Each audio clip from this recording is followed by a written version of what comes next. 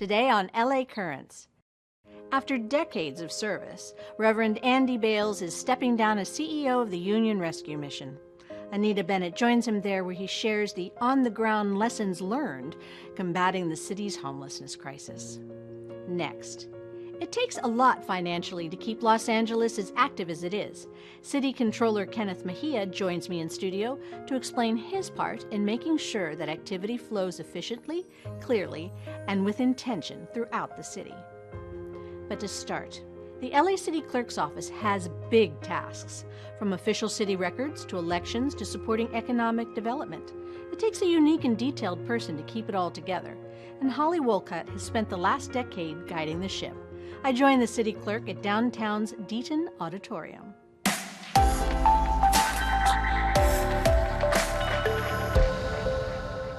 I'm delighted to be joined today by the LA City Clerk, Holly Wolcott. So nice to have you here. So nice to be here. Thank you for having me. What prompted your interest in this particular office in the first place? It's just fascinating to be on the edge of where everything happens. I mean, we're not necessarily the catalyst or a part of what is happening, but we're watching it and recording it all. So it's fascinating to be on the sidelines, I guess, and having a front row seat to what's happening in city government. As part of your tenure, have you been witness to something and been part of something that you realized this is historic? This is something that people are going to celebrate in years to come. I find that swearing in Mayor Bass was fascinating. I mean, just to swear in the first woman into office of the mayor, that was a huge honor. So every time I get to swear in any official, I feel grateful, especially when there's more women that join, because for so long, the underrepresentation. Yeah. What exactly does your office do when it comes to city elections? We're a non-political, non-partisan office, so we're just trying to get information out that's factual. We're not trying to sway you to vote one way or another. We're just trying to make sure you know you have the opportunity to vote. Registered to vote. Federal elections can be sort of sexy and everybody understands, the President of the United States, but really it's locally. It's your local council and mayor that decide where resources go, what streets get paved, where there's stoplights. A lot of those things get handled on a very local level, and that's why it's really important to make sure your interests are represented. Obviously, the politics of the city change all the time, and your office works under the new mayor, everything like that. So has there been differences in priorities according to a new mayor, and does the office change slightly based on who is actually mayor of the city at the time, or is this a stable, steady, no matter who's there, no matter, what's going on in the city office? It's a combination of both. Part of the transition will be bringing on new personnel and transitioning out old personnel. That part is pretty stable, and we're used to that, whether it's a new council member or new mayor. All of the admin rules, making all the payments on contracts or other purchases, that remains stable. But for example, Mayor Bass's top priority has been housing the homelessness. So making those payments is a responsibility of our office, and that has been a huge change because of the workload has been so high. But the actual process doesn't change, if that makes sense. A critical part of Los Angeles, because we're so huge and so diverse, are these neighborhood councils. And these neighborhood councils have become a real important part of disseminating information and understanding what different neighborhoods need. How does your office help with these community council elections, et cetera? Well, we do two things for the neighborhood councils. We do run their funding program every year. And also, as you said, every 2 years, on odd number of years, so the last time was 2023, we run the neighborhood council elections. So there's 99 neighborhood councils. Now, they may not all have elections on a given year. It'll depend on if they have enough people to run, but we'll handle their candidate filing, and we'll do all of the polling locations. In 2023, all neighborhood councils were allowed to also vote by mail, as well as in-person or drop-off boxes. So we made sure that there were various different ways that people could vote if they were interested in these different, and we ran them by regions. We would do, 7 at a time, 7 to 12 at a time in different areas of the city. What do they do and how do they help the city of LA understand the city of LA? Well, the idea of the neighborhood councils was that each area of the city might have different needs. So, what the West Valley versus, San Pedro might need is something completely different.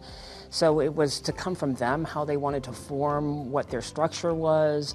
They are given $32,000 a year. They can do neighborhood purpose grants. They can, identify needs in their own communities and communicate that back to the mayor and city council of the city, or fund different projects on their own. Within your office, what is the makeup? How many people work with you, for you, and, speak to you? The Office of the City Clerk, I believe, has about 115 authorities right now, scattered throughout City Hall, or then we also have offices out at the Piper Tech Center. Our elections and records management's out there, but the rest of the staff's at City Hall, so there's 115 of us.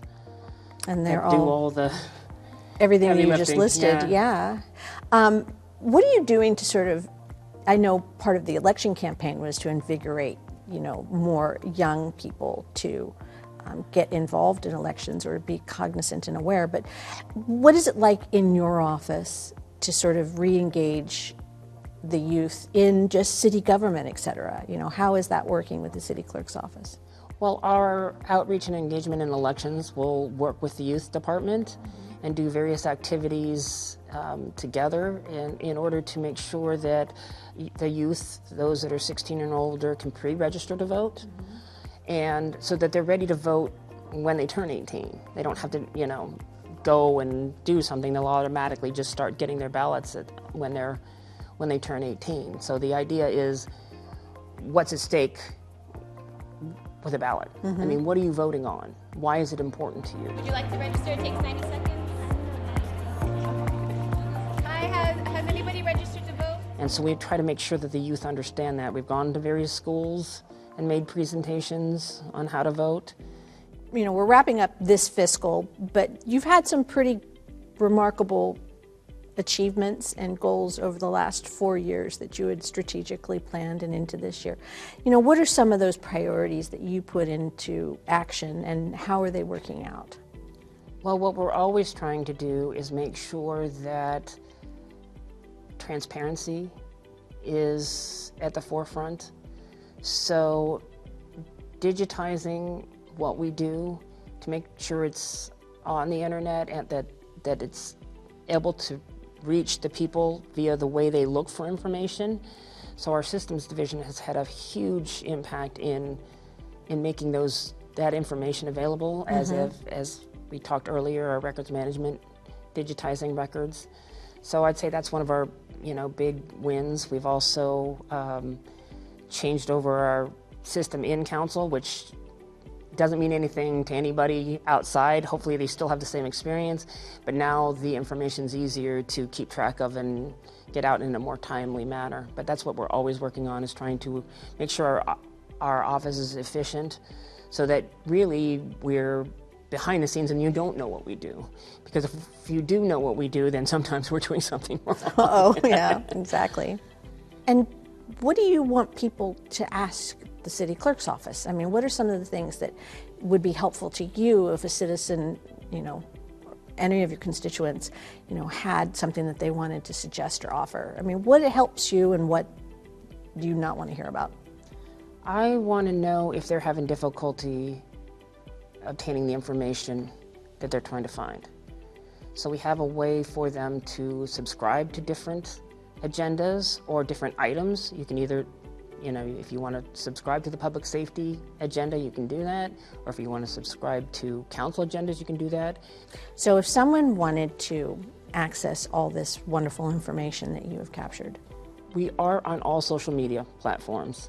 But if you go to our website at clerk.lacity.gov, it'll provide all the information on where you can find us. Reverend Andy Bales, whose determination and tireless outreach has been a beacon of hope for over 30 years, will soon step down as the CEO of the Union Rescue Mission. In addition to reflecting on his past work, he wants to impart his hope for the future.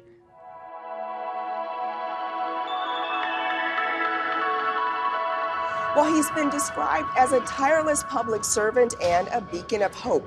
But after nearly 2 decades, Reverend Andy Bales is stepping down as president and CEO of the Union Rescue Mission. Joining us today is Reverend Andy Bales in his own turf here at the Union Rescue Mission. Thank you so much for letting us come in here. And we want to talk about what's next for you. So what is next? What's next is I leave here about December 31st in an education and feeding program for elementary kids called CFUMS, Children, Families, Urban Movement in Des Moines, Iowa. Do you have any regrets? I have regrets that things are worse on Skid Row than when I came. I thought I could, with the help of our community and with God's help, we could end Skid Row as we know it and make sure there wasn't one precious soul lost on our streets. And instead, not only did Skid Row get much worse, but homelessness spread to every neighborhood in Los Angeles, mostly due to bad policy by our federal government, our state government, our county government, and our city government. But a lot of it was due to what I think is our society kind of losing its moorings. People are losing touch with traditions that kept them healthy and whole. They're losing touch with family, and I found in the study that the biggest common denominator among people devastated by homelessness, not the cause, but the biggest common denominator is losing touch with family. So family disintegrates when they're young, or they burn every bridge with their family, and that's the biggest common denominator, and that's happening more and more, unfortunately. You keep sounding these alarms, but is anyone listening? Yes, our mayor I have great hope in our mayor, Karen Bass. She is sounding the alarm louder than I could ever, and she's saying we can't deal with this crisis without dealing with mental health problems and without dealing with the addiction recovery. And she told me, she said, how long are you around? I said, December 31st. So she said, you're around for a while. Let's work together to solve this. And so I have great confidence that we're going to not only bring recovery, but even faith-based recovery to this problem. Excellent. It's too bad you won't be here to continue working with the mayor. Yeah, but our Union Rescue Mission will. I hear a lot of children behind me. We have so many children. Has the number of children here grown exponentially? We have never seen these kind of numbers. We have 900 and some family members. We have over 500 kids at all of our sites. Hope Gardens Family Center in Sylmar, Union Rescue Mission downtown, I think there's 400 family members. What are some of those policies that you think have led to this crisis? Well, 10 years ago, I cried out, please don't go to the harm reduction, housing first policy. The proposal was to build very expensive, slow to develop units for a few while we leave the many out on the streets. But everybody, this is the new flavor of the month. Everybody shifted away from emergency shelter and interim shelter and transitional housing and recovery. And they said, you archaic missions, you used to, and recovery people used to manage this problem. We're going to solve it. And so they proposed over 10 years ago, building units. Who is they? Just proponents of the housing first harm reduction model. And it started in the George Bush years with Philip Mangano and others. And then President Barack Obama adopted it wholesale. And our community here fought for it.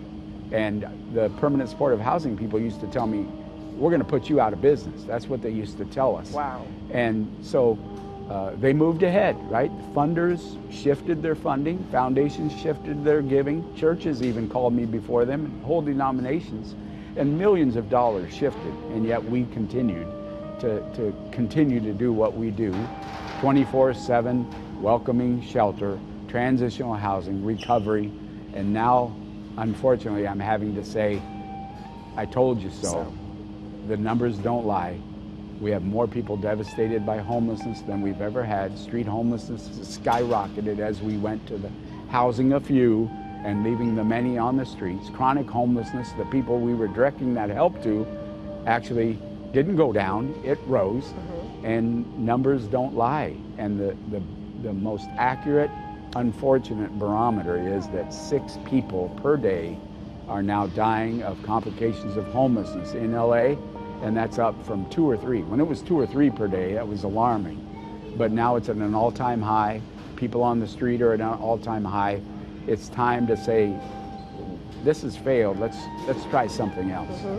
So you say housing first should not be the first issue, so what should it be? It should be a multiple strategies, a both and. So Karen Bass, she's saying we need a both and approach. We need a vast network of interim housing immediately to get people off the streets while we build housing. I would add to that, while we build innovative, immediate, affordable housing that can go up not in a matter of 4 years like the Housing First currently is doing, but in a matter of days and weeks and months. I've proposed before mobile homes, brand new 3-bedroom, 2-bath mobile homes to our governor when he was spending billions. He could have built— Which governor? Governor Gavin Newsom. Okay. For the same billions, he could have built 180,000 brand new mobile homes, which would have housed every homeless person in the United States, let alone California. But that's not what we did. We doubled down on the very expensive, slow to develop housing. But now there's 3D printed concrete homes for $82,000 for a 2-bedroom, 2-bath unit. There's container homes for $100,000 that you can build. There's prefab homes that you can do affordably.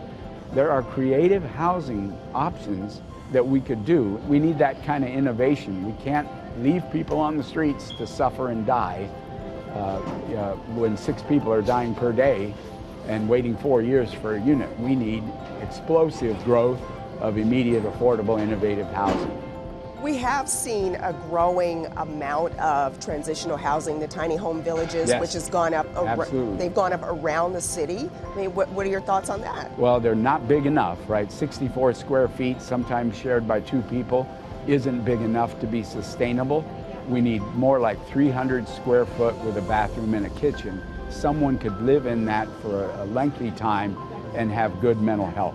But 64 square feet, although it's better than the streets, it's not the best option in my opinion. That's why we haven't gotten into the tiny house as it is movement. So why not do a different option? I've been going to Washington, D.C. and speaking up for something called Housing Plus. Housing Plus. 30% of federal money that's currently going to Housing First harm reduction would be moved to go to recovery units. I've always longed for UnionRescueMission to create places for people to move that are affordable and sober and safe and peaceful. I guess that's my other regret, that I was not able to convince our board of directors to move not just to emergency, transitional, recovery, and permanent supportive housing, the sober version, but that I wasn't able to create affordable housing in recovery options. And perhaps with Housing Plus, if it passes, UnionRescueMission could step up and do some of that affordable, sober recovery housing. People want to see people bounce back, and we believe that people can bounce back, and we see it every day. Are you going to miss this? I'm going to miss being a part of this and being able to do my part to make it happen. I'll just have to do what I can from a distance to help keep it going. After making history last year by becoming the first Asian American in citywide office, LA City Controller Kenneth Mejia continues to use the ingenuity that got him elected. With a strong social media-inspired approach, he's working to get Angelenos to be more active in politics. auditor, paymaster, chief accounting officer, otherwise known as City Controller. I'm delighted to be joined today by the LA City Controller, Kenneth Mejia. So nice to have you here. Thank you for having me. Absolutely. You know, the first thing I really want to know is you ran a grassroots effort to get this job. What was it about the controller's office that really intrigued you and you wanted to run and be in this position? So the city controller is the accountant, the auditor, the paymaster. So my background is in accounting and auditing. I'm a certified public accountant, our city's first. And I was looking at the history and saw that we never had a CPA before or an accountant or auditor. So I said, this is a perfect position for me. And with this position, you could really bring about transparency on finances, on city operations, on policies, because people want to know. So part of all of this, you know, is transparency. And one of the things that you've talked about are maps. So what are some of the things that you have focused on? What are you hoping those maps will achieve? So maps do provide a better visualization of data, especially from a geographic perspective. So some of the maps we've created are around homelessness, around public safety. Another map we made is our affordable housing map that shows where affordable housing covenants are. That has helped people find housing. And with these maps and these analysis, it also helps these districts understand how policies are affecting the population at hand. And so these maps are there to tell a story better than words can or a table can. What have you learned since you've been in office? Well, number one, I really love this job. People think government jobs might be boring, but I love it. I think this is the best job I've ever had. I get to do something that I love to do, and I get to help people. Number two, I think people who work in government have their heart in the right place. They want to do good. What I think and what I've learned on why that's not enough is there are times where bureaucracy or red tape or, oh, actually, you can't do that. We haven't done that before. Slows things down. And I think what we're trying to do is say, no, we have to be innovative. We are in an emergency right now. We have to figure out ways to tackle these issues, these problems. Because if every year we're going to say the same thing, oh, this is just the way it is. This is how it is. And it's like, okay, well, if this is the way it is, then we're just going to have people continue to be dying on our streets. We're going to continue to have people being evicted, people being harassed, animals being stuffed in kennels with 4 other dogs. And that's the sad reality of it. And what I try to do is say, look, y'all, like, this is not working. Or it's working, but if this is the way you intended the system to work, then this is not good enough. And I think that's what I'm trying and our office is trying to work with in order to change that, right? What I hope and what we hope in our office is to inspire others to take up this, grab the mantle and continue this pathway of education, of transparency, of identifying what's wrong with the system and fixing the system that we live in. So that's our goal. What are some of the general audits that take place during a fiscal year? You kind of ended up, in office for the last half of one fiscal, and now we're in another fiscal. What's the pattern of auditing, and who gets looked at, and is it annually? It's a great question. So we just hired a performance auditor this week, and that adds our total to 7. Woo-hoo! And we have over 40 departments and bureaus and agencies, and it's not feasible or practical to audit and find what's working or what's not working with the amount of people that we got. And so when we pick what we want to audit, we pick with intention to make sure that it's something that people care about, that's something that is going to make a difference. And so, our audit teams, like I said, are almost 7 now, but each team makes up 2 to 3 auditors. So if you think about it, that's about 2 audits or 4 audits a year, depending on what you're auditing. And so for this fiscal year, we're working on finishing up our audit on public safety in regards to police helicopter usage, if they're efficient, if they're effective. We're also looking at our unarmed response programs to see how are they working, do they exist, are they not working. We're also doing audits. Our audit teams are working on homelessness related issues, so pathways into permanent housing. And as well as also looking at interim housing if data collection is there, are shelter beds available, how are we getting that data, and pretty much those are the 2 big ones right now. So I wish we can have an auditor for every department, because audits are not bad thing. They are there to help the departments figure out, well, what are we lacking on? What controls are missing that are leading to inefficiencies or ineffectiveness or fraud or something, you know, that's happening that should be caught. And audits can either find those things and help the city and the taxpayers, or they could reaffirm to people that, you know, we did our audit and everything's working perfectly. You know, we'll visit again in 4 years. And you know, I really feel that our audit teams can really shed a light on finding inefficiencies and what's ineffective for our government and for taxpayers. So, do you think that these kinds of reports can actually change where things lie on the priority list? Oh, definitely. You know, our report is used when we're talking about, well, what does the department need, or what policies should we look into, or what studies should we do? Renovations. Right, renovations, or how do we get animals to be spayed and neutered? Pretty much, you know, we feel that the work that we do in the controller's office is to provide a spotlight on what's working, what's not working, and then give that to the public and the policymakers to make the systemic change. And what we're good at is we're good at bringing that to light and causing attention. And then also another subject that's been, you know, near and dear to your heart, as well as near and dear to a lot of people, is, you know, the issue with the animal shelters. Right. Mm-hmm. So what have you learned about the animal shelters and what's going on there? Because I know that's been... Yeah. So earlier this year, our director of special projects, Vincent, released a transparency report. It's about 80 pages that details shelter operations, what they do, the population of animals, the amount of kennel space that we have. We're finding that the way the city is operating around animal welfare is it's underperforming. And there are a number of reasons, right? Over the past decade or so, the Animal Services Department's budget has either been stagnant or low. Luckily, this year, they did get a 20% increase in their operational budget, but it's still not enough. We have a $13 billion budget, and when you look at the stats and the reports, you could see that it's getting worse and worse and worse. The South LA shelter, for example, that shelter needs the most help. It has over 400 dogs and about 243 kennels. So if you think about it, there are these most of the shelter dogs are large animals. So you have these kennels that are not that big, and you have them doubling or tripling up. It could lead to fights. It can deteriorate the health of the animals, so it makes it harder for them to be adopted.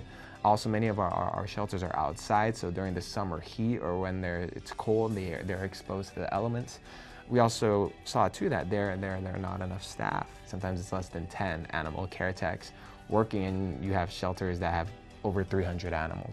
And budgeting and funding is just one issue, but I do believe that this needs to be taken up more seriously by all of our elected officials, because we all have the power to make change and make it an emergency.